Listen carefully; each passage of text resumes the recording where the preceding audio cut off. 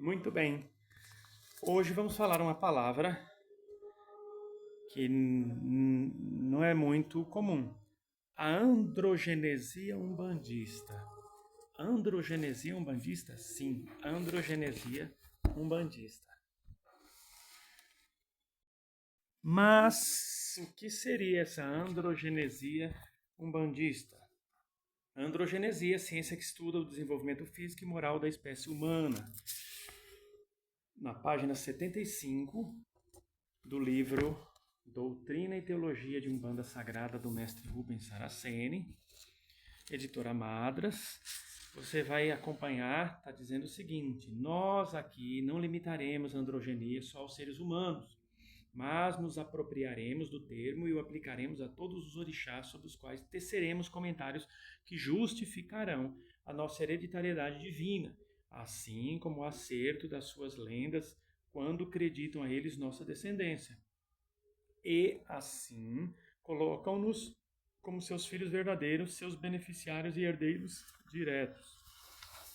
Na outra página, ainda no mesmo subtítulo, aqui, ó, a androgenia, no terceiro parágrafo da página 76, a androgenia divina, Yorubá, nos diz que descendemos dos orixás e uns são filhos de Ogum, outros são filhos de Oxóssi, etc. Nós abrimos o mistério dos fatores divinos e os descrevemos até a exaustão do assunto, pois será a partir dos fatores que desenvolveremos toda a teoria que descreverá a nossa hereditariedade divina e as características de cada uma dessas hereditariedades, a personalidade dos orixás e de seus filhos e suas naturezas íntimas. Então, no final, verão que Deus não criou o homem só do barro e não tirou uma costela dele para criar uma mulher. Como não expulsou ninguém do paraíso, não condenou nem condena ninguém ao inferno. Enfim, em comentários bem sintéticos, abordaremos o aspecto androgenético dentro da teologia de Umbanda. Quando se fala em teologia de Umbanda, gente, é uma coisa assim bem ampla, porque a Umbanda, por ela ser pluriteísta, ela não é panteísta, tá? O candomblé, por exemplo, ele é panteísta. Acredita-se que os deuses são seres autônomos, completamente autônomos, indivisíveis, e que por mais que sejam fruto de Olodumare, cada um tem sua personalidade, cada um é um ser em si criado como algo à parte. Na Umbanda, pelo menos as nossas entidades passam para a gente que a Umbanda não é politeísta, ela é pluriteísta. Ela acredita que sim, tem Olodumare. Olodumare, ele se ramifica, como o sol tem vários raios, como um polvo tem vários braços, ele se ramifica e cada um desses raios ou cada um desses braços, dessas projeções de si próprio, múltiplas projeções, tem uma característica específica, ou várias características específicas, como se fosse um deus à parte, mas são versões do próprio Olodumare. Então, Oxóssi, Ossan, Ossi, Oxóssi-Choroquê, Ossan-Inaê, Xangô, Egunitá, Yansan, Ogum, Ogum-Choroquê, Obá, Orugã, Iemanjá, são o próprio Olodumare em versões conhecidas como tais orixás. E o negócio é ainda mais profundo, porque você tem o Olodumare ele se projeciona nos tronos, nos orixás ancestrais essenciais, geração, conhecimento, fé, lei, justiça, evolução e amor, nas versões masculina e feminina. E esses tronos, na frequência de Olodumare, dão origem aos orixás. Então, por exemplo, o trono masculino do conhecimento. Ele é um orixá, trono masculino do conhecimento. E ele deu origem ao Oxóssi, em seu topo. Em seu meio, Oxóssi Choroquê. E a base? A base que tem Oxá, tem todos os... São essências dos próprios tronos. Os 7 tronos criaram esses orixás que vão na base. Nós temos vídeos específicos só falando de quem está em cima, quem está no meio, quem está embaixo, quem está à esquerda e quem está à direita dos tronos. O que eu estou fazendo aqui é só um apanhado.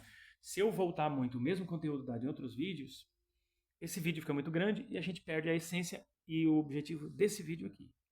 Tá? Mas é só para vocês terem uma ideia, tá? De que a Umbanda ela é pluriteísta. Por isso, quando se fala em teologia de Umbanda, nós não podemos perder de vista o Theos central, que é o Olodumare. E os outros orixás são ramificações e extensão do próprio Olodumare. Aí você pode dizer assim, então peraí, Oxóssi é o Olodumare? Então, Oxóssi é o Olodumare. Na versão caçador, provedor infinito, conhecedor. Entende? Então Iemanjá é o próprio Olodumare. Iemanjá é o próprio Olodumare. Na versão geradora, formadora de energias, de oportunidades, de provisão também, de força, de suporte energético para o mundo todo e para a vida em si. Como sustentadora do princípio da vida. É o próprio Olodumare, na versão Iemanjá.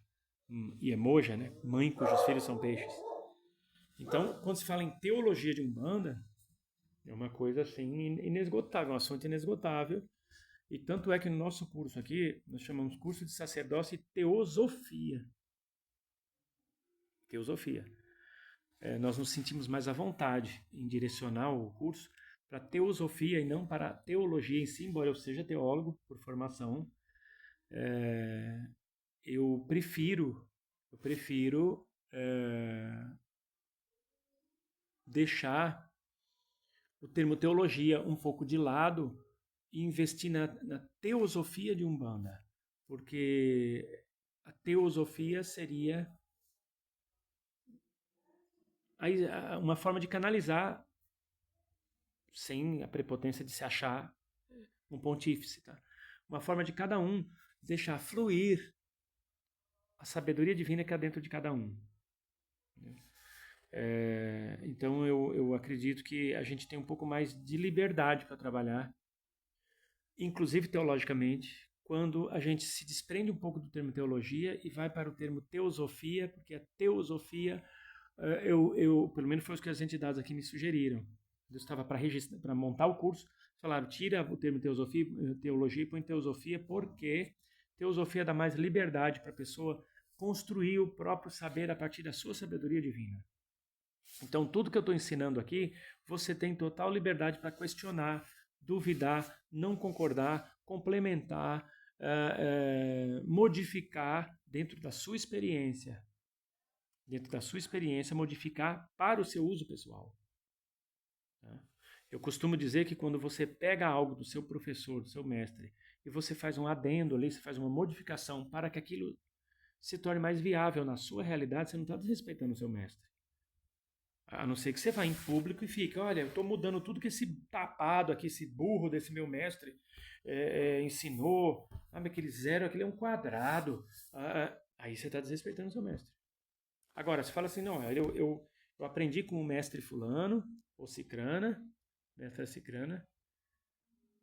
Eu fui até o ponto Y com ele ou com ela. Dali em diante eu decidi adaptar para a minha vivência pessoal. Embora eu seja fiel aos princípios, ao raciocínio lógico teosófico, ao raciocínio lógico teológico do mestre, eu prefiro colocar a minha característica pessoal a partir de tal base, a partir de tal situação. Ótimo, isso não é desrespeitar o mestre. Então, vamos dar continuidade aqui na parte de fatoração dos seres. Segundo parágrafo do item 7.5, fatoração dos seres. Ainda página 76. Lembremos-nos de que os orixás não geram seres. porque esse é um atributo exclusivo de Deus, que os gera de si, mas ainda são diferenciados, pois as centelhas vivas, conscienciais emanadas por ele, não se distinguem e todas nas suas gerações são iguais. Vou fazer uma pausa aqui. Então, quando você diz assim, sou filho de um orixá, não foi aquele orixá que ele criou. Por exemplo, o Oxóssi, com a mãozinha dele lá, o Oxóssi é uma energia, não tem cabeça, não tem tronco e não tem membro. Por isso, quando você for num determinado lugar, de uma determinada religião, e estiverem dizendo ali, fulano está incorporado em Xangô, em Oxóssi, em Iemanjá, ou você sai dali correndo, ou fica ali só para registrar alguma coisa, observa bem o que dá para tirar de proveito ali, no bom sentido, nada de usurpar nada de ninguém, no bom sentido, que contribuir com o seu crescimento, e vai saindo de fininho quando chegar o momento certo. Às vezes já fez um investimento ali, precisa concluir algumas iniciações, e depois você vai se desprendendo. O orixá não incorpora em ninguém. Tá? É como você pegar um oceano e tentar pôr numa taça de champanhe. Todo o oceano é uma taça de champanhe, não vai caber. Assim, o orixá ele é cósmico e universal. Tá? Não dá para entrar um ser de... Você vê uma pessoa incorporada no orixá, ou ela está sob a irradiação daquele orixá, ela está em transe, ou seja, ela está num estado alterado de consciência, mas sob o efeito, sob as ondas de irradiação, a mesma coisa, sob as ondas ou irradiação daquele orixá, ou tem uma entidade ali acoplada nela que representa esse orixá, uma entidade, né, com cabeça, tronco e membro, para acoplar, ter uma junção ali entre os perispíritos, senão a coisa não vai não. Agora, dizer assim, o orixá com as mãozinhas e os bracinhos dele, nem tem mãozinha e bracinho, porque é uma energia. E ele me fez. Não fez. O orixá não fabricou você. O orixá não é fábrica de espíritos. E aí, mas assim que duas partes de fatores, uma masculina e uma feminina, se fundem, repetem a fusão do óvulo e do espermatozoide e projetam uma onda viva, divina, que se liga a uma centelha viva, um ser ainda no íntimo de Deus, e puxa para o plano fatoral da vida, no qual ele animará o campo energético e magnético formado pela fusão das duas partes dos fatores. Esse campo será o corpo vivo que abrigará o novo ser e magnetizará e o qualificará com a natureza e genética dos orixás, geradores das partes dos fatores que lhes deram um corpo energético ou sua estrela da vida. Veja bem, aqui isso aqui gerou uma polêmica, uma época que a gente estava fazendo um estudo com um grupo, porque assim, você está vendo esse vídeo aqui, eu estou fazendo esse vídeo. Eu era um espírito numa outra encarnação, eu lembro que eu me chamava Paulo, e eu desencarnei nos anos 60, e reencarnei de novo nos anos 70, na década de 70. Eu, Hernani, aí reencarnei como Hernani. Quando eu reencarnei como Hernani, eu não fui feito desse jeito aqui. O óvulo se fundiu com o espermatozoide, projetando uma onda divina que liga a uma centelha divina que animará o campo energético e magnético formado pela fusão das duas partes. Nesse corpo vivo se abrigará um novo ser. Não foi assim, meu espírito não foi fabricado ali na hora que eu estava sendo fecundado nos anos 70. Então isso aqui traz um pouco da visão. Eu lembro que eu morei com a minha avó na primeira metade dos anos 90, na cidade de São José do Belmonte, no estado de Pernambuco. E um dia eu estava numa reunião de formação para trabalhar como vicentino. Eu fui um vicentino. Vicentino é o pessoal da Legião de São Vicente de Paulo, que sai fazendo caridade pelos lugares. Eu me filiei a esse grupo dos vicentinos, e lá no dia, quem estava dando a formação, tinha um rapaz chamado Gease, se eu não me engano, e tinha mais algumas pessoas, e o padre nesse dia foi dar a segunda parte da formação, e entraram nesse assunto lá, como se formava o espírito dentro do corpo, e ele explicou exatamente desse jeito. Então aqui tem muito de uma visão católica.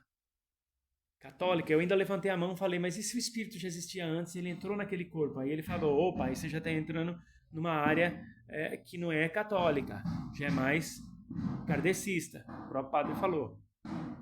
tudo bem. Né? Eu parei por ali, continuei trabalhando com os vicentinos, mas com as minhas convicções próprias. Então isso aqui é uma visão um tanto católica, de que o espírito é gerado ali junto da fecundação. Os irmãos de luz descartam esta possibilidade. Tá? Quem quiser acreditar nesta parte aqui, está sendo citada no livro, mas saiba que isso aqui não é uma visão da Umbanda. Como eu disse, os mestres, eles vêm de determinadas formações, seja mestre Rubens, seja João não sei do que lá, seja Maria não sei do que, eles têm a formação deles. E nesta formação, muita coisa que fica dentro da psique da pessoa é um pouco difícil de se desprender. E elas transparecem na escrita da pessoa, por mais esclarecido ou esclarecida que seja. O mestre Rubens era um homem extremamente esclarecido e lúcido, democrático, respeitoso. Porém, nesses livros todos que nós já lemos do mestre Rubens aqui, dos seus guias, no nosso trabalho, percebe-se que ele era um homem de seu tempo, ele traz determinadas crenças específicas do tempo da formação moral e humana dele, independente de Umbanda. E aqui apareceu uma delas. Os benfeitores concordam? Não, mas nós respeitamos, porque isso foi importante para a formação dele enquanto sacerdote, enquanto ser humano em si. Quem quiser continuar acreditando, acredite, não tem problema nenhum. Tá?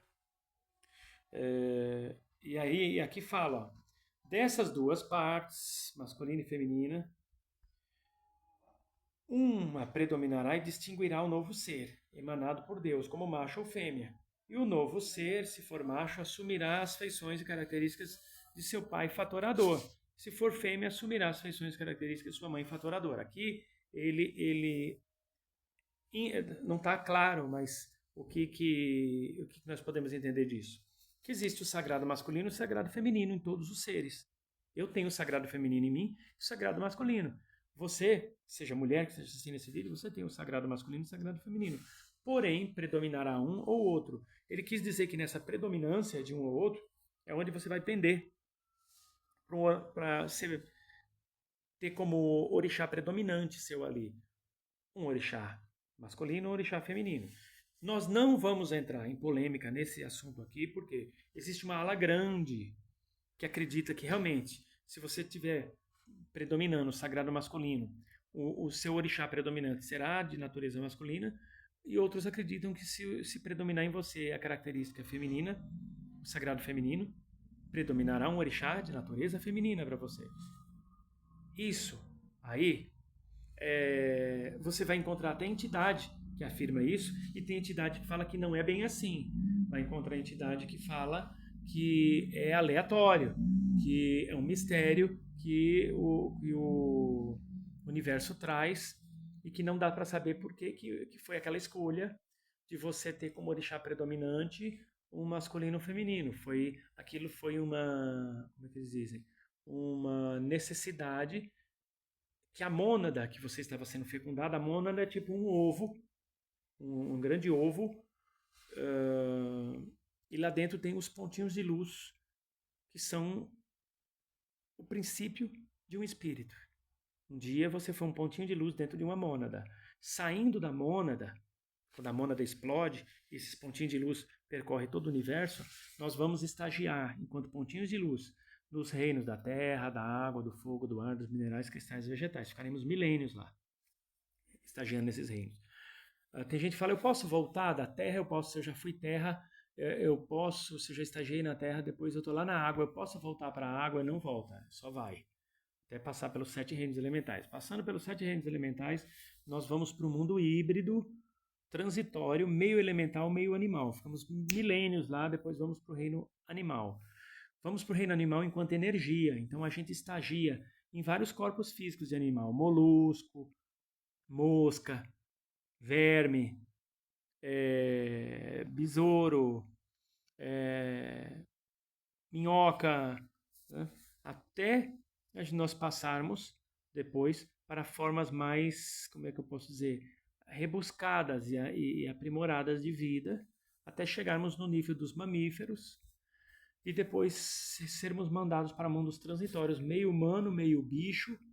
Ficamos nesses mundos transitórios ali séculos ou milênios e depois nascemos no reino hominal.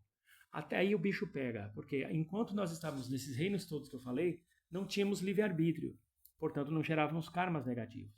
Quando a gente vem para o reino nominal, que é o único reino que tem livre-arbítrio, o bicho pega. É aqui que se você não tiver muita sabedoria e amor, você enrosca, enrosca, enrosca e desce. Descamba, descamba, descamba, descamba, descamba, descamba, até um dia,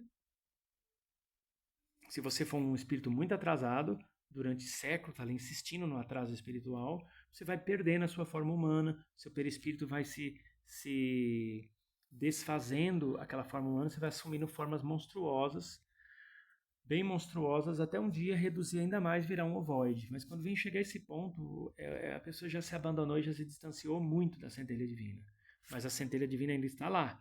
É possível resgatar o ovoide ou semi-ovoide e levá-lo para colônias específicas e trabalharem o mental dele.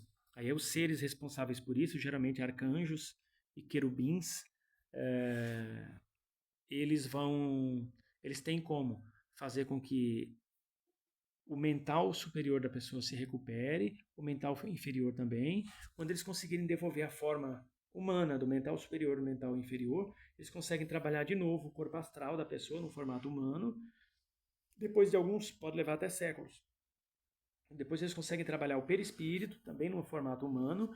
Aí sim eles conseguem preparar aquela pessoa para uma reencarnação. Só que serão reencarnações muito difíceis, viu? Geralmente aborta-se, as 4, 5 primeiras reencarnações são abortivas.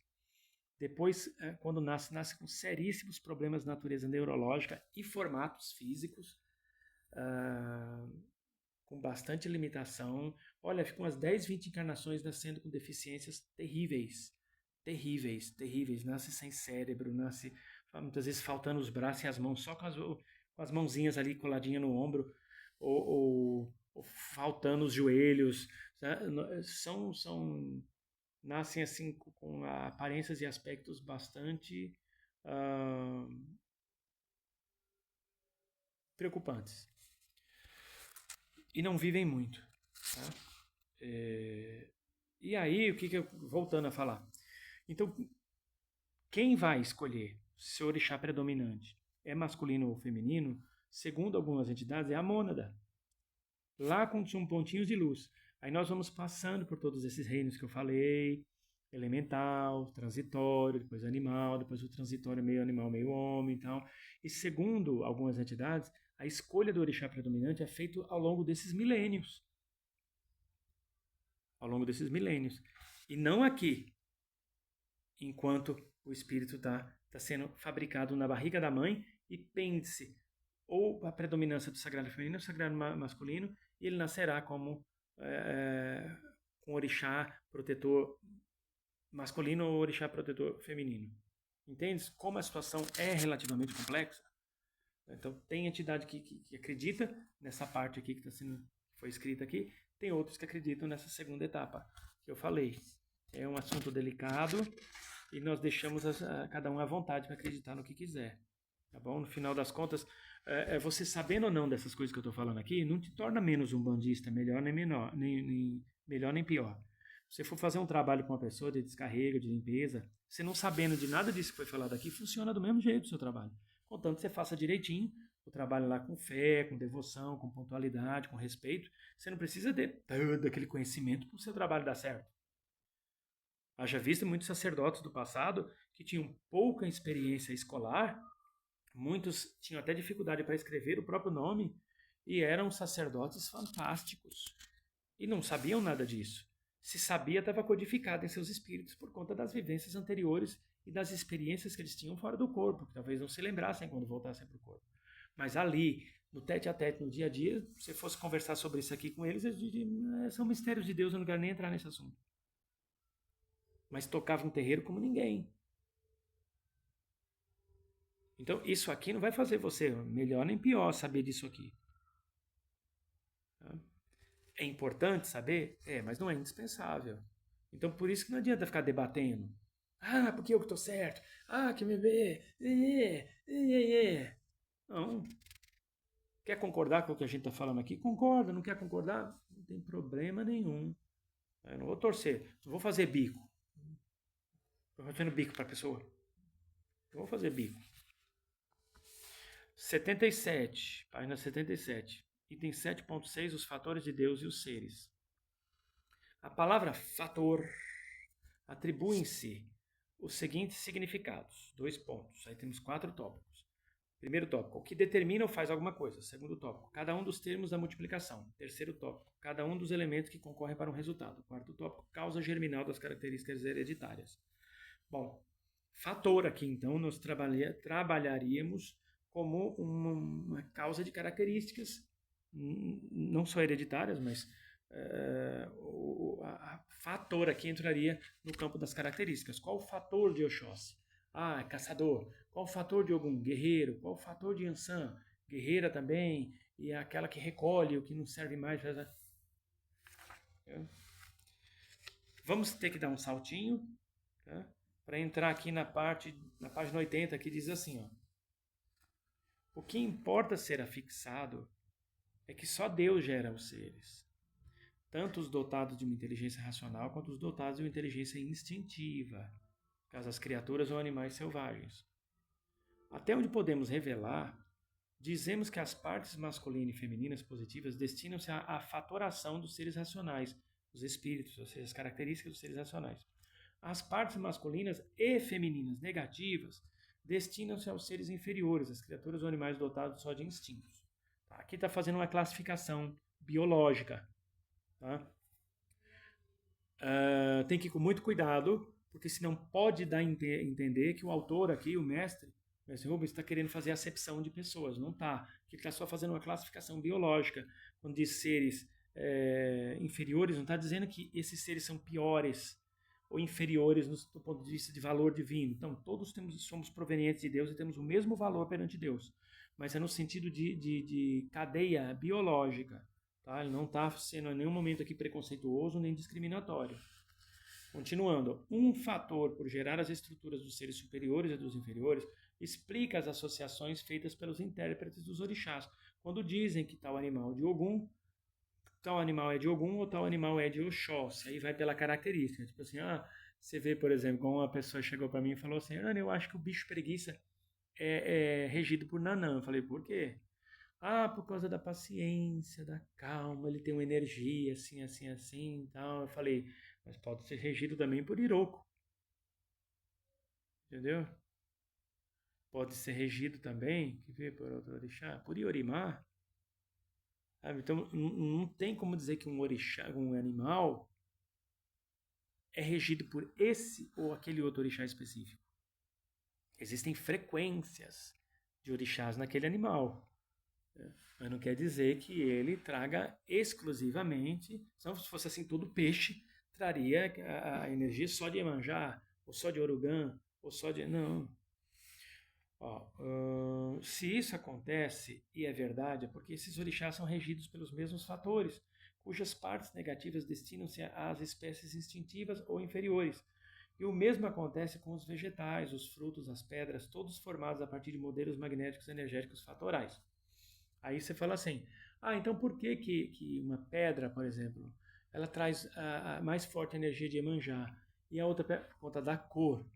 O que vai dizer se uma pedra ela pertence ou não a um orixá é a cor daquela pedra ou as cores que ela traz. É isso. Nós, na Umbanda e na magia, nos atemos a cromologia, com M de Maria. Cromologia, que quer dizer cor, estudo das cores relacionadas às pedras e associadas aos orixás. Então, a pedra azul clara ela tem a predominância de Iemanjá. Uma pedra esverdeada ela tem predominância de Oxóssi, assim vai.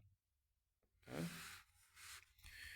As plantas, mesmas coisas. Pelo formato de uma planta e pela coloração dela, você deduz. Pela personalidade dela na natureza, você deduz se ela está mais voltada a Xangô, mais voltada a Ogum, mais voltada a Yansan.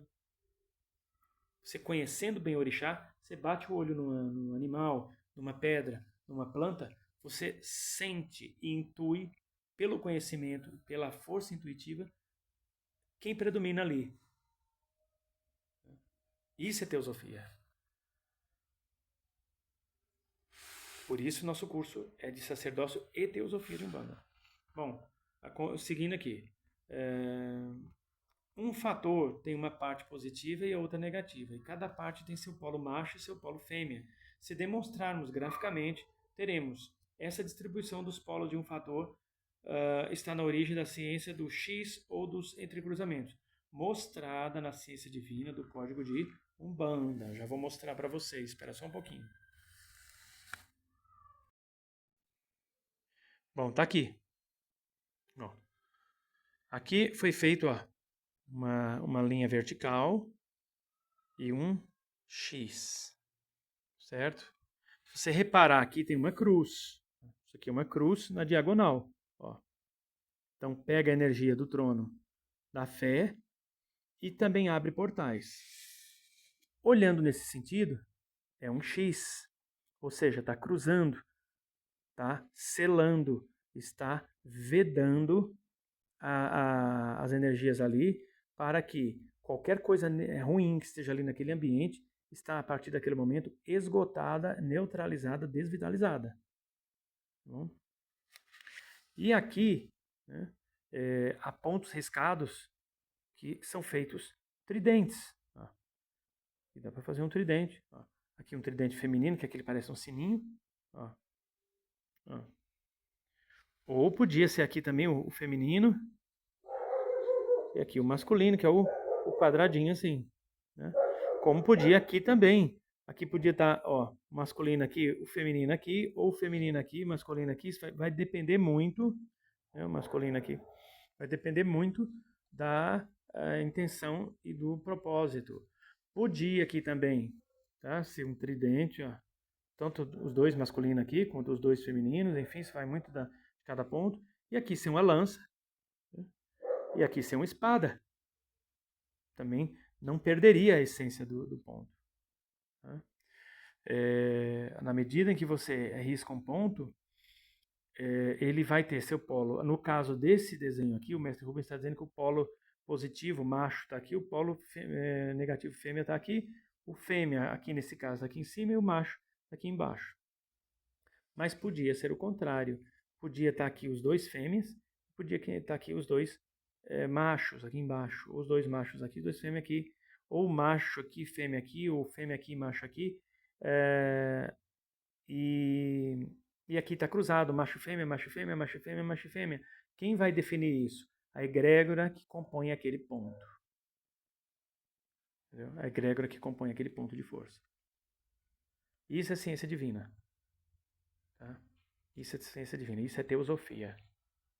Tá? Tem o Devadatta também, o Cristo Devadatta, que é assim, você faz um P aqui, né? Ó, faz assim, aqui faz um P, aqui você faz assim, assim, assim. Tá? O Cristo Devadatta, sim, o Cristo Devadatta é um ponto extremamente poderoso, porque ele pega ele pega a força de todos os orixás que estão assentados no topo dos tronos, ele pega a força de Oxá, que está na base, e ele pega a força de toda a esquerda e toda a direita dos 7 tronos da vida, nas modalidades masculina e feminina, tronos da geração, do conhecimento, da fé, da lei, da justiça, da evolução, do amor. E detalhe, ele não só trabalha com as energias desses orixás, sentados no topo, no meio, na base, e à esquerda e à direita, como ele trabalha com a própria força daqueles tronos. Porque os tronos da vida, tanto nas versões masculina e feminina, geração, conhecimento, fé, lei, justiça, evolução e amor, também são orixás.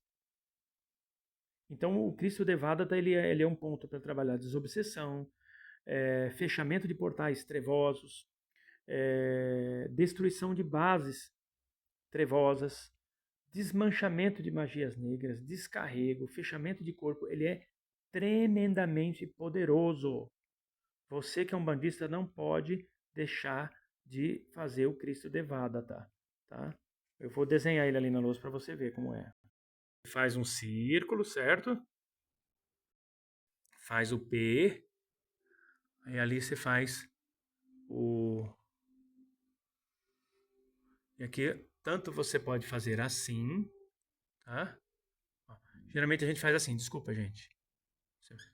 Ó, a egrégora que eu mais trabalho é essa aqui. Isso. Aqui, ó. E aqui assim, assim. Tá. Aí aqui é feito uma... Desculpa, tá, gente, que eu não sou muito bom desenhista, não. Eu faço, as entidades me entendem, tá? Mas sabem que eu não sou lá nenhum Picasso, tá? Deixa eu ver aqui. Aí aqui, esse é o Cristo Devata. Já fez ele.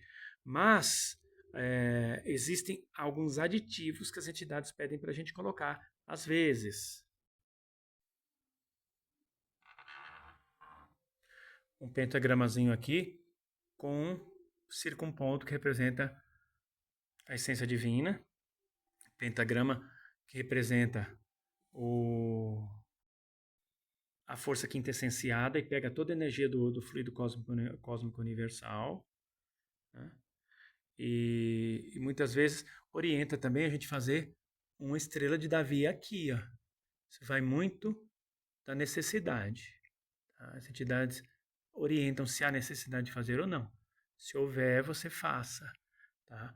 Que aí pega todas as frequências cósmicas universais de todos os tronos divinos do universo inteiro. Tá? Também é orientado muitas vezes fazer isso aqui, que é o Vesica Piscis não concluído. Né? Não deixa de ser um Vesica Piscis, ó. Um Vesica Piscis. Só que nesse caso, né, você... e aqui, ó, a vela. Como eu disse, eu não sou nenhum Picasso, tá? Aí, ó, nenhum Van Gogh. Esses elementos são colocados, as velas aqui sustentando representando o sagrado masculino e o sagrado feminino da centelha divina dos seres, por isso uma e outra. E também o ponto, ele tem seu fator absorvedor e irradiador. Tá? O fator irradiador geralmente é elétrico, o absorvedor é magnético. Mas se você perceber que a situação está muito, muito, muito pesada, é recomendado que se faça mais um círculo para sustentar o fator absorvedor sem gerar sobrecarga no ponto. Quando um ponto de força ele está um ponto riscado, ele está absorvendo muita energia, esgotando muita energia do ambiente ou dos seres trevosos no qual ele está atacando, ele está contra-atacando, melhor dizendo, porque está demandando, é bom ter mais um círculo. E se você perceber que ali no ambiente precisa recarregar aquele ambiente de energia ou aquelas pessoas, você faz um terceiro círculo. Tá? Porque aí trabalha o fator irradiador, absorvedor e o equilíbrio entre o absorvedor e irradiador ao mesmo tempo. Tá? Quando se faz um ponto desse, se for num cemitério, você deixa riscado lá, a própria natureza se encarrega de apagar. Se for dentro da sua casa, da casa de alguém ou dentro de um templo religioso, é importante ter orientação de uma entidade para saber quanto tempo deixar. Se você não tiver orientação nenhuma, deixe por 72 horas. Mas é bom ter orientação da entidade. Tá bom? Depois disso, não tem problema nenhum apagar com um pano úmido, né, normal, não tem frescura para apagar. Só pede licença e apaga o ponto. Tá bom? Bom, gente, então assim, distribuição dos polos e o entrecruzamento, que o mestre Rubens fala, é tudo isso que eu acabei de explicar aqui. Tá?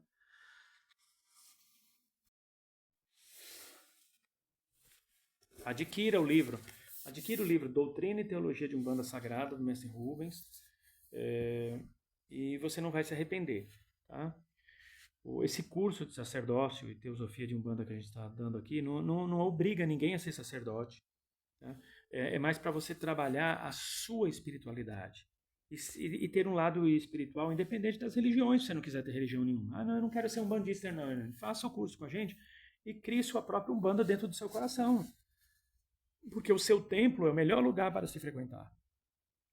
Entendeu? O melhor templo para se frequentar é o templo do seu coração. E Eu desejo a você muita paz, muita luz. Eu sou Hernando de Oxóssi Choroquê. Que Jesus, Maria e José lhe abençoe com muita paz, muita luz e proteção. Que não lhe falte o axé dos orixás. Entre em contato com a gente se precisar, DDD 11, telefone 96551-9042. Precisar de alguma orientação espiritual, cirurgia vibracional à distância, passe, coloque o seu nome na nossa corrente de oração. A gente tem uma corrente que é chamada a Corrente dos Pretos Velhos, funciona todo dia às 6 da manhã. Seu nome é colocado ali, não paga nada. Por 30 dias fica recebendo oração, tá? Recebendo as bênçãos aí das nossas entidades. Vem caminhar com a gente. Mesmo à distância você pode participar do Grupo Luz Divina, do Grupo Fraternal de Umbanda Luz Divina aqui, de onde você estiver. Siga em paz e que Deus lhe abençoe.